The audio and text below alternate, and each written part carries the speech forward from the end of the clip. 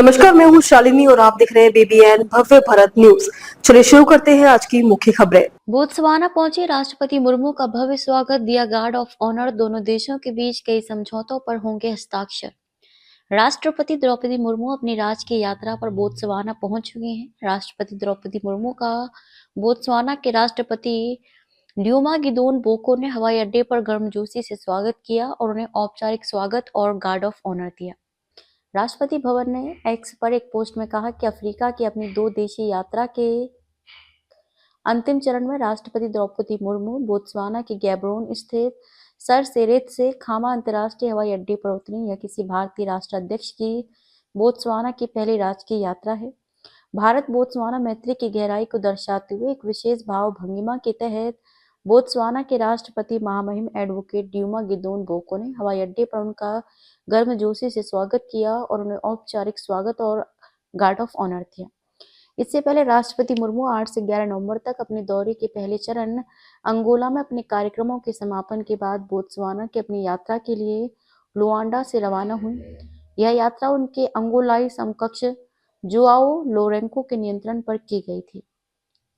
Angola में अपने कार्यक्रमों के समापन के बाद राष्ट्रपति मुर्मू राष्ट्रपति ल्यूमा गिदोन बोको के नियंत्रण पर 11 से 13 नवंबर तक निर्धारित अपने अफ्रीका दौरे के दूसरे चरण के लिए बोत्सवाना पहुंची। यह यात्रा भारत बोत्सवाना संबंधों में एक मील का पत्थर है, क्योंकि यह किसी भारतीय राष्ट्राध्यक्ष की बोत्सवाना की पहली राजकीय यात्रा है। बोत्सवाना चरण में व्यापार, निवेश, प्रौद्योगिकी, ऊर्जा, कृषि, स्वास्थ्य, फार्मास्यूटिकल्स, रक्षा और लोगों के बीच आदान प्रदान में सहयोग बढ़ाने पर ध्यान केंद्रित किया जाएगा। अपनी यात्रा के दौरान राष्ट्रपति मुर्मू द्विपक्षीय चर्चाएं करेंगी, बोत्सवाना की राष्ट्रीय सभा को संबोधित करेंगी और सांस्कृतिक एवं ऐतिहासिक स्थलों का दौरा करेंगी।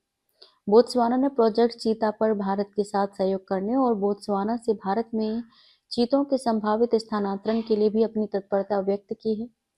वहीं अंगोला की इस यात्रा ने अफ्रीका और वैश्विक दक्षिण के साथ संबंधों को मजबूत करने की भारत की प्रतिबद्धता को रेखांकित किया।